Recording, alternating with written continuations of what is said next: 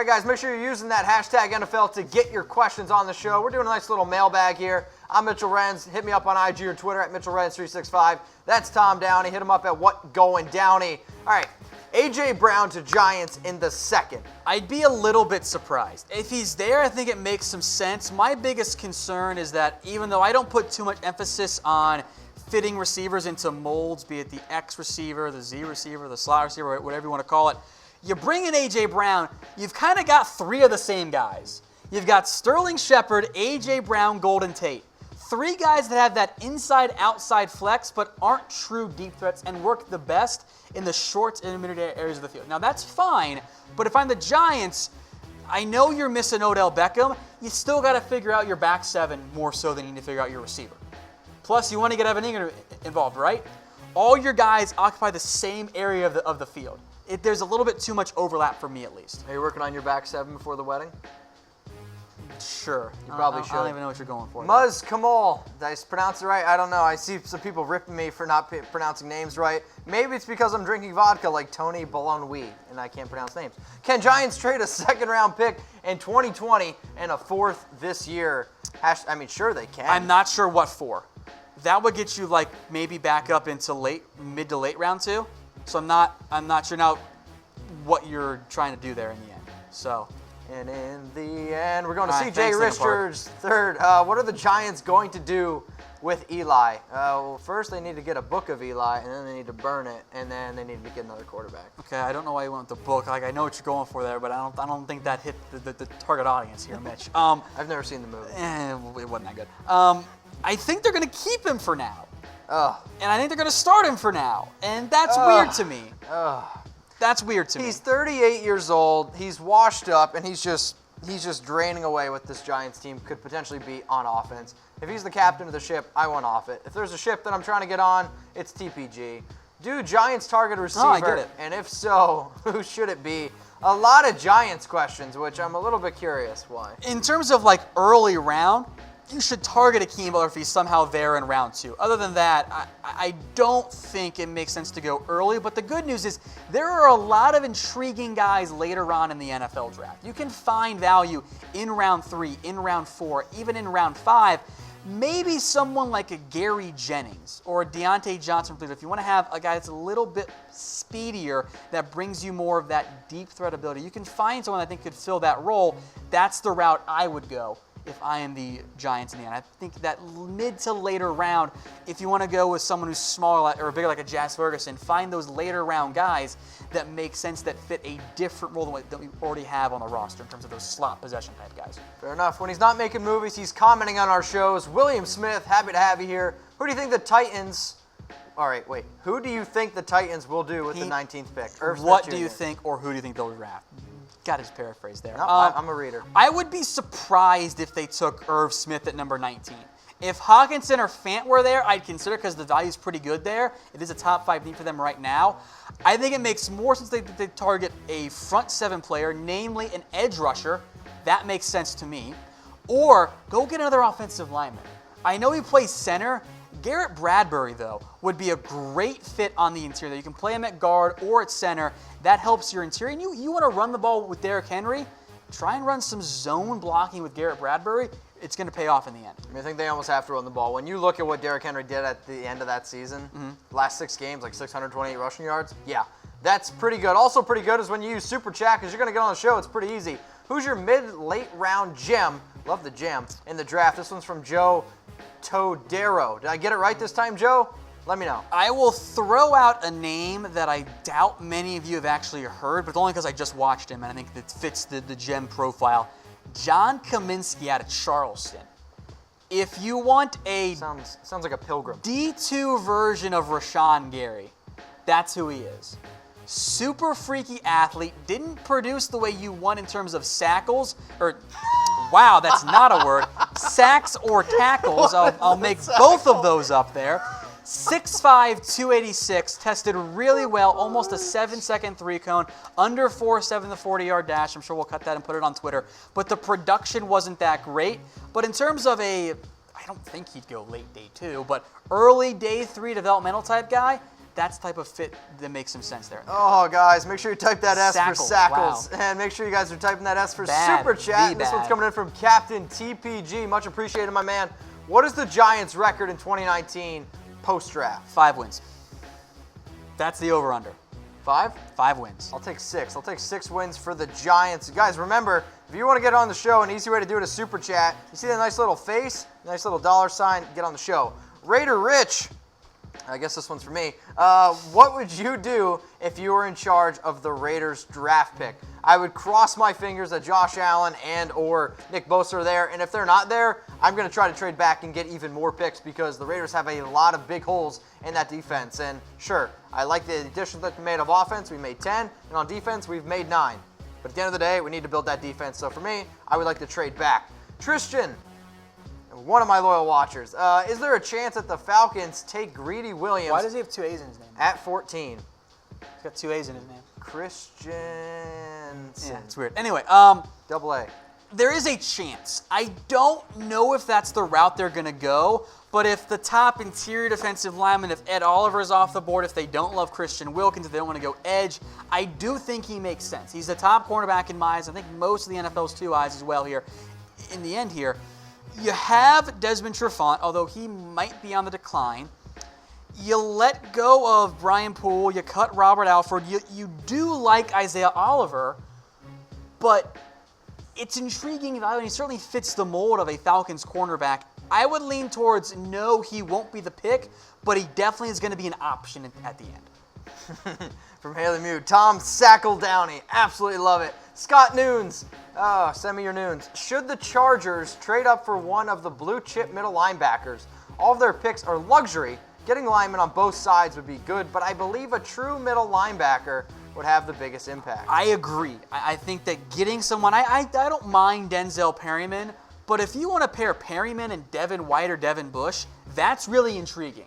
And I think that sets you up really well at that linebacker spot. Now, I don't think the Chargers will. Okay. I think that they don't value the linebacker spot as much as maybe they should. I think they want to see more of Kazir White, too. They spent a mid-round pick on last year. I would strongly consider it. I don't know if you could get up to number 4 and take Devin White. But if Devin Bush is there at like 12 or 13, if he's there at 13 in particular, maybe you call the Dolphins and say, hey, what are you willing to give up? Now, I don't know if Devin Bush is going to last that long. I've tough time seeing him get out of the top 12. But if he slides into that low teens, maybe you start making some calls if you really want that impact middle linebacker. The question everybody's wondering, how many sackles for Devin Bush? It's 4.5 last year. Nice. All right, Zac Shadforth. Do the Steelers make move for a linebacker? I hope that they do, but they kind of fall into the same category of the Chargers, where they don't seem to value it quite as much. They did sign Mark Barron. Okay. I still want an impact guy. I don't think Mack Wilson makes a lot of sense for the Steelers at number 20, and I think Bush and White are off the board. So maybe not in round 1, but maybe you wait and maybe you take someone like a Blake Cashman in round 2 or round 3 or something like that. Okay. All right, Tanner Mullins asking, what is Jeffrey Simmons' floor, hardwood or carpet? Hardwood, probably. For Simmons, Can't say hardwood. In terms of like upside and talent, in terms of how good he ends up being, the floor could be fairly low if he doesn't recover from that injury. That's the big red flag there. In terms of draft floor where he could go, he's not getting out of the middle of round 2. The Titans or Browns, I think, would jump all over him. So I think he's going top 50, somewhere in that range. And I think he might be closer to top 30 than top 50. All right, this next guy is obviously delusional. The Finns will win. Yeah, maybe a game. Do you think the Miami Dolphins would trade up for Dwayne Haskins? I think they would consider it. I would like that fit for Miami. But I think Miami's belief and philosophy right now is we're not going to sacrifice our draft capital long-term for a quarterback because our roster right now is not good enough to win. That's a fact. If we get Dwayne Haskins or even maybe Kyler Murray, we don't have the pieces around him yet. So we are better off waiting, building out our roster, and then next year or the year after that, finding our franchise quarterback. Now, that takes patience that NFL teams don't like, but it does make some sense. Makes a lot of sense there. All right, we got another super chat from Joe, my Nice. man. Joe, what I want you to do, take a screenshot of this, DM me on Twitter at Mitchell Renz 365. I'll give you a follow back. Much appreciated for all the super chats. Could you see the Eagles picking a mid-late round quarterback in the draft? If so, who or what free agent quarterback would be a good fit as a backup? Also, Joe, are you from PA? Let me know. I'm from the 570.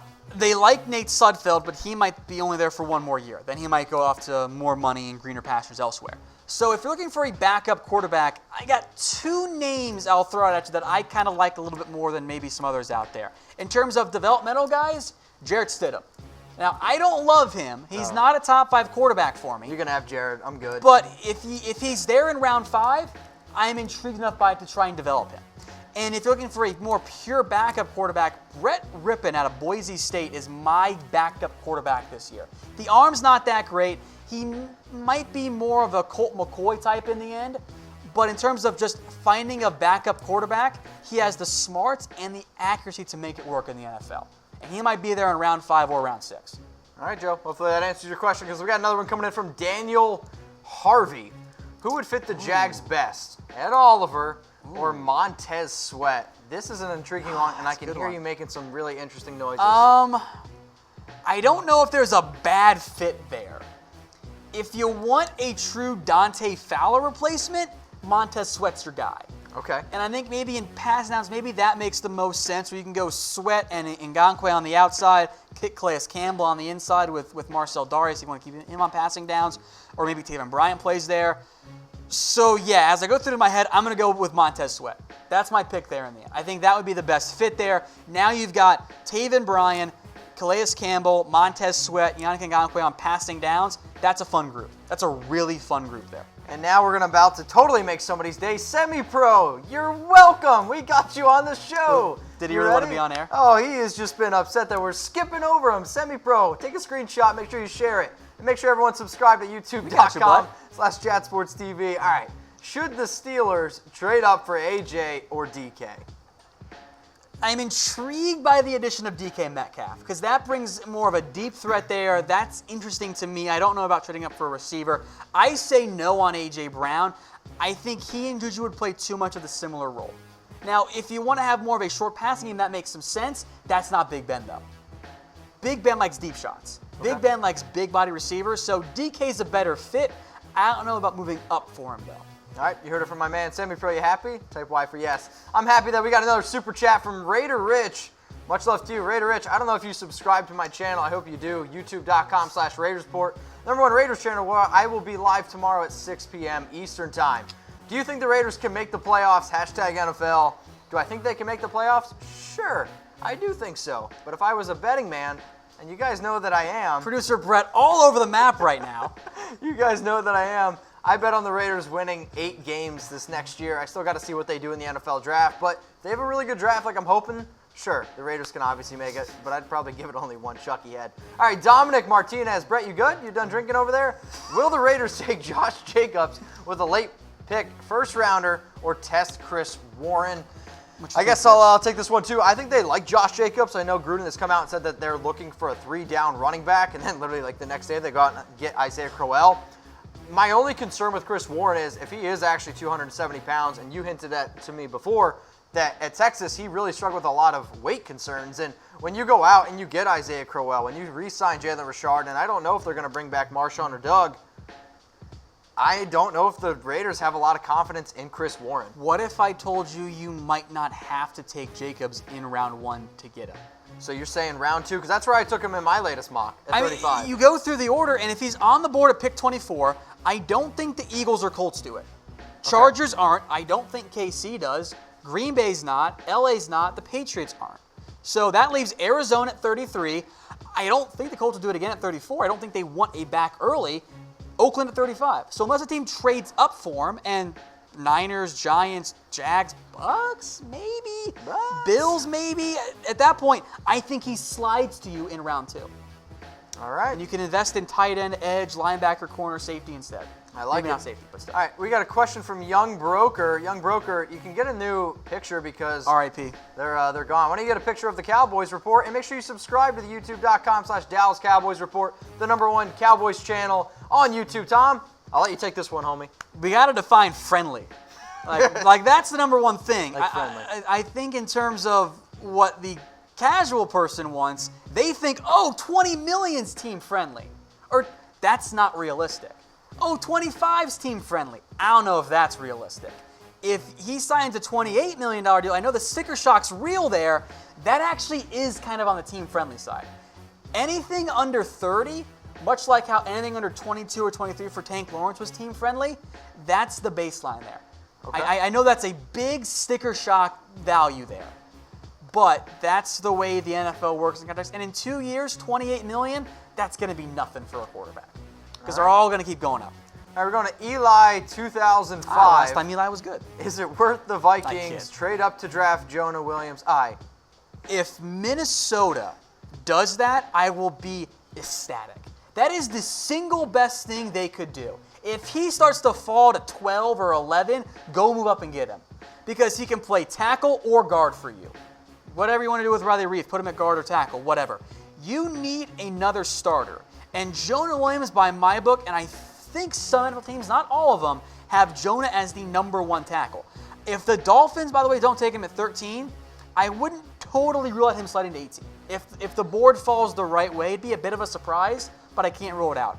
Jonah Williams in Minnesota is the most ideal draft pick for them this year. It's perfect. Okay. So yes, they should.